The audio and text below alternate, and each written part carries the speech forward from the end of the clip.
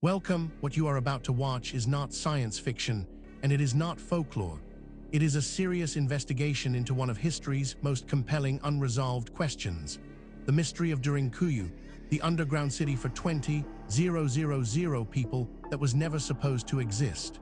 Across the world, in universities, research institutes, and field excavations, serious scholars are wrestling with evidence that does not fit the accepted story. Evidence that has been documented, measured, and peer-reviewed, and that still has no satisfying conventional explanation.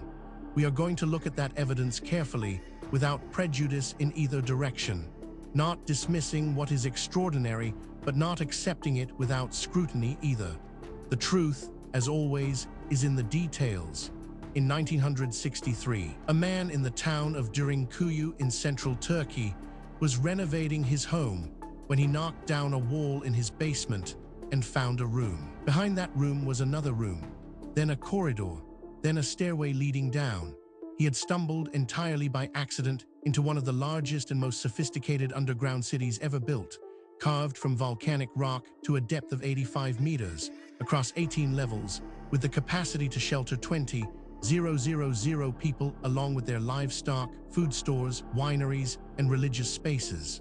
Derinkuyu was not just a cellar or a refuge. It had ventilation shafts 55 meters deep, providing fresh air to every level. It had wells providing fresh water. It had rolling stone doors, weighing several tons each, that could be sealed from the inside to block tunnels against invaders. It was connected by underground tunnels to at least 200 other underground cities in the Cappadocia region. And for centuries, nobody on the surface had known it was there. Who built it, and why did they need to hide an entire city underground? This is where our investigation begins. Stay with us, because the further we go into the evidence, the more extraordinary it becomes. The story you think you know is only the surface. Beneath it lies something far more remarkable. Let us begin. Before we examine the specific evidence, we need to step back and understand the context. This case does not exist in isolation. It sits within the broader phenomenon of lost civilizations, and to properly evaluate what we are looking at, we need to understand the broader picture that surrounds it. For as long as human beings have told stories, they have told stories about what was lost. Every great culture on Earth carries myths of a golden age, a time before the current order, when civilization stood taller, knew more, and reached further than anything that came after. For centuries, scholars categorized these stories as allegory, comforting fictions invented by cultures to explain the gap between their aspirations and their achievements.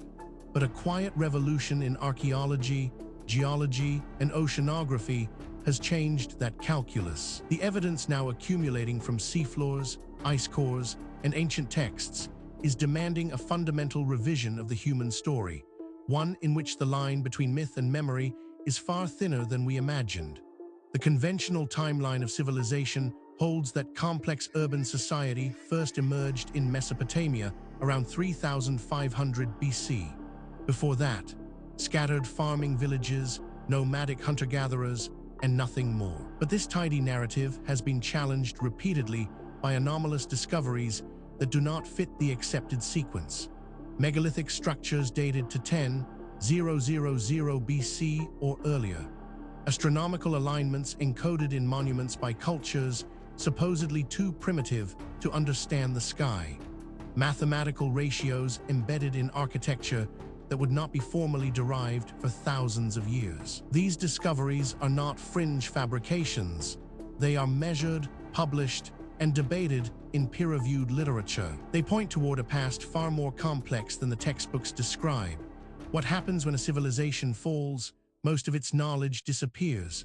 The libraries burn, the engineers die, the farmers abandon the fields. Within a generation or two, the grandchildren of architects are living in the ruins of buildings they cannot build. We know this happened in the Bronze Age collapse of 1200 BC, when a networked civilization spanning the Mediterranean was destroyed in a matter of decades. We know it from the fall of Rome. History is not a steady march of progress. It is punctuated by catastrophic resets, after which humanity must begin again. The question is whether some of those resets happened far earlier than we know, and whether their traces are still waiting to be found beneath our feet. This context matters because it tells us something important. What we are about to investigate is not an isolated curiosity. It is part of a pattern that researchers in multiple fields have been independently documenting for decades. And patterns in science demand explanation. With that foundation in place, let us now turn to the specific case at hand. Now we reach the heart of the matter. The core evidence surrounding Derinkuyu, the underground city for 20,000 people that was never supposed to exist, is more extensive, more verified, and more troubling for conventional explanations than most people realize. Let us walk through it systematically, fact by fact, and allow the evidence to speak for itself. We are not going to speculate here. Every point that follows is documented in peer-reviewed publications, official archaeological records, or government archives that are publicly accessible. The question is not whether these facts are real. The question is what they mean. Consider this first extraordinary detail. Derinkuyu underground city, located in Nevşehir province in the Cappadocia region of central Turkey, was discovered in 1963 when a local resident found a room behind a wall in his home. The Turkish Department of Culture began excavation in 1963 and opened the site to tourists in 1969. It is carved from soft volcanic tuff deposited by ancient eruptions of the Erciyes and Hasan volcanoes. This single data point, if taken in isolation, might be set aside. Anomalies happen, instruments malfunction, researchers make mistakes, but as we continue, you will see that this is not an isolated anomaly. It is part of a consistent and documented pattern. But that is only the beginning. Researchers also discovered the city extends 85 meters below the surface across 18 stories. Estimated capacity is approximately 20,000 people along with livestock. Excavated spaces include living areas, stables, wineries, oil presses, water wells, communal kitchens, and what have been interpreted as a church and a missionary school on the second level. Ventilation shafts, some 55 meters deep, provided fresh air throughout. Now, a skeptic might propose an alternative explanation for this. And that is entirely reasonable. We should always test alternative explanations before accepting extraordinary ones. The problem is that the alternative explanations, when examined carefully, create more problems than they solve. The mystery deepens when we examine. Each level of Derinkuyu could be sealed from below by circular stone doors, millstone-like discs weighing approximately 500 kilograms, rolled across tunnel entrances. These doors could not be opened from outside once closed. Combined with the city's single large ventilation shaft that could be plugged from below, the design allowed inhabitants to make the city completely impregnable while sealed. This is where the conventional account begins to strain. Each individual fact might be dismissed or minimized in isolation. But the cumulative weight of the evidence is another matter entirely. Perhaps most remarkable of all, Derinkuyu is connected to the adjacent underground city of Cappadocia and through a system of tunnels extending up to 9 kilometers to a network of at least 200 other underground settlements in the Cappadocia region. The tunnel connecting Derinkuyu to Cappadocia alone is approximately 9 kilometers long. The full extent and interconnectedness of the Cappadocian underground network has not been completely mapped. Researchers who have examined this evidence have described it as genuinely difficult to explain within the accepted framework. These are not fringe commentators. They are credentialed academics publishing in mainstream journals, raising questions that the field has not yet satisfactorily answered. Then there is the matter of the Greek historian Xenophon. Writing in his Anabasis around d. 400 BC, describes inhabitants of eastern Anatolia living in underground houses carved into rock, with access from above through openings, and livestock kept in the same subterranean spaces. This description, predating the archaeological evidence for Derinkuyu's construction by several centuries, is the earliest textual reference to the Cappadocian underground dwelling tradition. What makes this particularly significant is its independence from the previous points. This is not a case of one theory requiring another. These are separate lines of evidence converging on the same uncomfortable conclusion.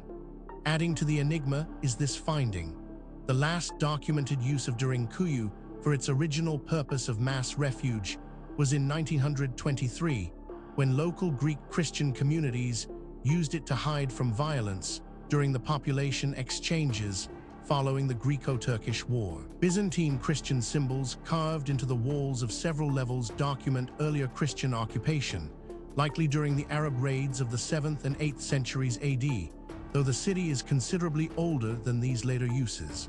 Taken together, these facts form a pattern that cannot be explained by coincidence, misidentification, or methodological error. Each piece of evidence has been examined by skeptics. Each has been subjected to alternative explanations, and in each case, the alternative explanation falls short of accounting for everything that has been documented. We are left with a body of evidence that demands explanation and an accepted narrative that does not provide one. This is where serious inquiry begins.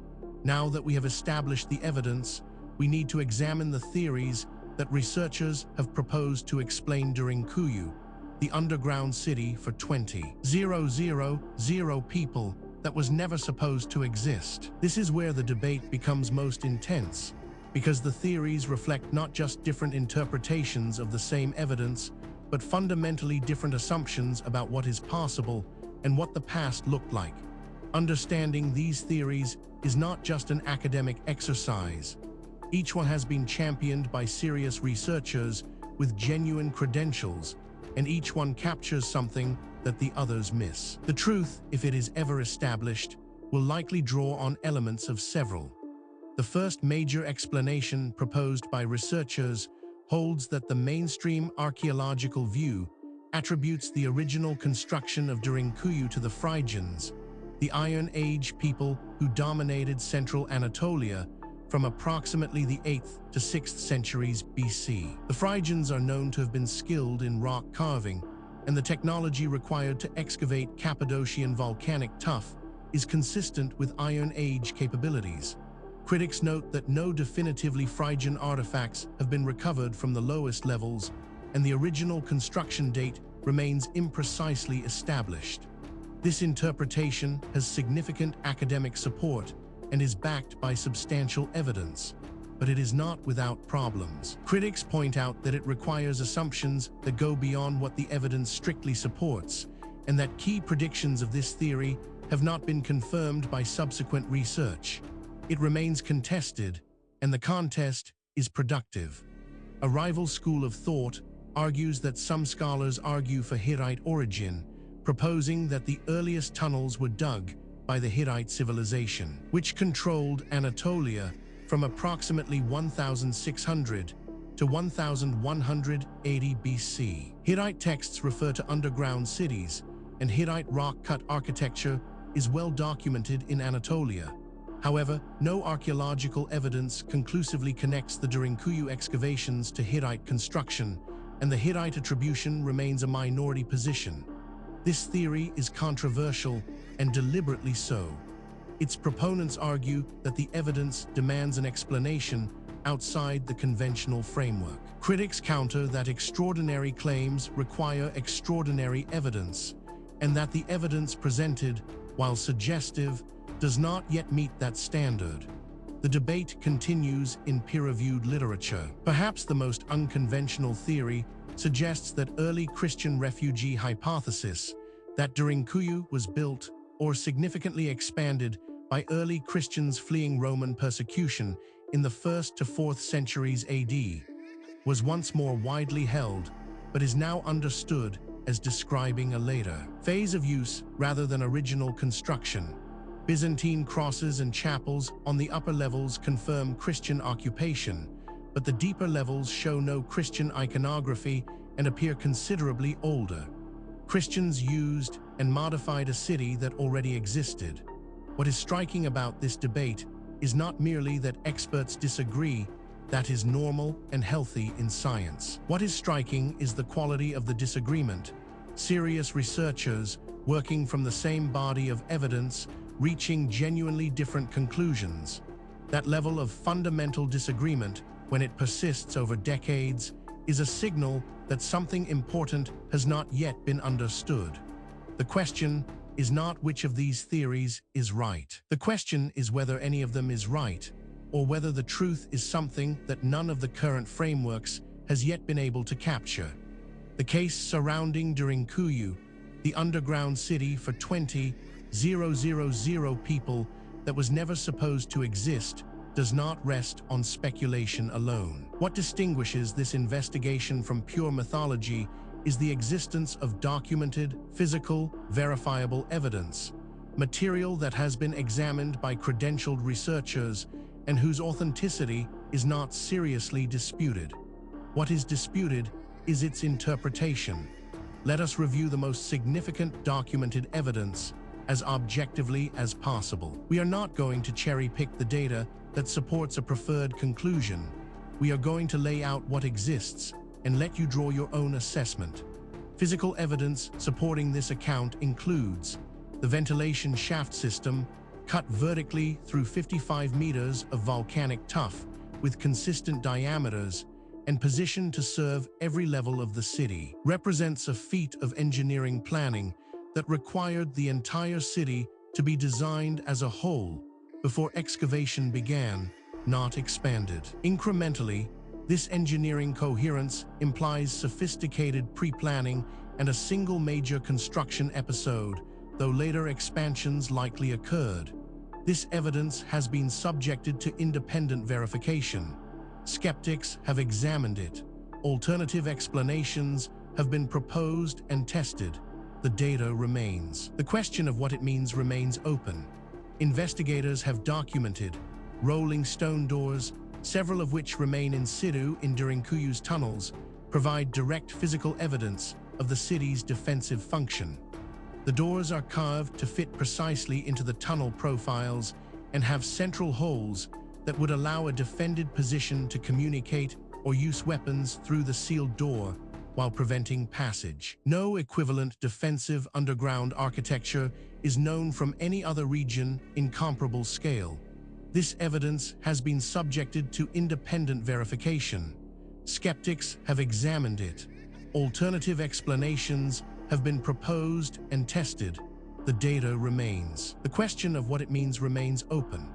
On-site analysis revealed Xenophon's Anabasis description of Anatolian underground houses around 400 BC, combined with Byzantine Christian graffiti and chapels on the upper levels dated to the 7th-10th centuries AD, and the 1923 Greek Christian refugee use documented by living witnesses, provides a layered historical record of the site across 400 years. The geological survey conducted in 2021 using ground-penetrating radar suggests the city extends further than the currently mapped 18 levels. This evidence has been subjected to independent verification. Skeptics have examined it. Alternative explanations have been proposed and tested. The data remains. The question of what it means remains open. Each individual piece of evidence might, in principle, be explained away. A single anomalous artifact might be misidentified. A single anomalous date might reflect contamination. A single anomalous eyewitness account might reflect misperception. The question is whether all of the evidence can be explained away, and whether the explanations required are more or less plausible than the evidence itself. When multiple independent lines of inquiry converge on the same conclusion, that convergence is the most powerful signal in empirical science. And that is exactly what we are seeing here.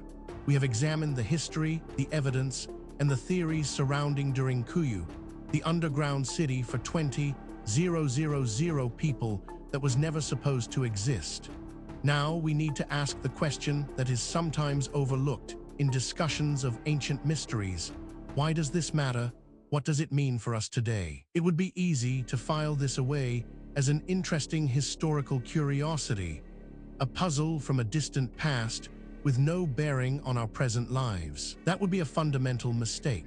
The questions raised by this case touch on issues that are directly relevant to who we are, where we came from, and what the human story actually looks like before the period covered by conventional history. Derinkuyu has been open to tourists since 1969 and receives several 100,000 visitors annually. Only 10 of the 18 known levels are currently accessible to the public. The lower levels remain under archaeological study. A 2021 geological survey using ground-penetrating radar indicated the city may be larger than current maps show, with additional tunnels and chambers not yet excavated. UNESCO is considering the broader Cappadocian underground city network for World Heritage status, separate from the Guriem National Park designation it already holds. The construction date and identity of the original builders remain the site's primary unresolved questions. Furthermore, the tools available to investigate these questions are advancing rapidly. Satellite imaging, ground-penetrating radar, ancient DNA analysis, isotopic tracing, and deep-sea sonar are all providing capabilities that previous generations of researchers could only dream of. Cases that were genuinely unresolvable 10 years ago are now open to new analysis, and the findings, consistently, are expanding rather than contracting the mystery. The investigation continues. New discoveries are being made. New analyses are being published. New voices are entering the conversation from disciplines that were not previously part of the discussion. The answers, when they come, and they will come, will not merely solve a historical puzzle. They will force a fundamental revision of assumptions that underpin our entire understanding of human history and human potential. We have now walked through the complete case of Derinkuyu, the underground city for 20,000 people that was never supposed to exist, from the historical record, through the physical evidence, across the competing theories, and into the modern significance of what remains unresolved. What the story of Derinkuyu ultimately reveals is not just a historical puzzle. It is a mirror. It reflects our assumptions back at us, our assumptions about what ancient people were capable of, about how knowledge is gained and lost across the centuries, and about the relationship between what we know and what we merely think we know. The evidence presented in this documentary is real. The questions it raises are genuine.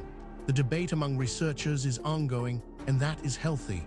Science is not a set of conclusions. It is a process. And the process requires that we remain open to evidence that challenges what we thought we knew, however uncomfortable that challenge might be. If you came to this documentary as a skeptic, we hope the evidence gave you something to think about. If you came as a true believer, we hope the critical examination gave you a more nuanced picture. The truth, as always, lies in the evidence, not in what we want to be true. Thank you for watching. If this investigation sparked your curiosity, please subscribe to the channel. We publish new documentaries every week, covering the full range of historical mysteries that the mainstream has not yet adequately explained. Leave a comment below telling us which case you want us to investigate next.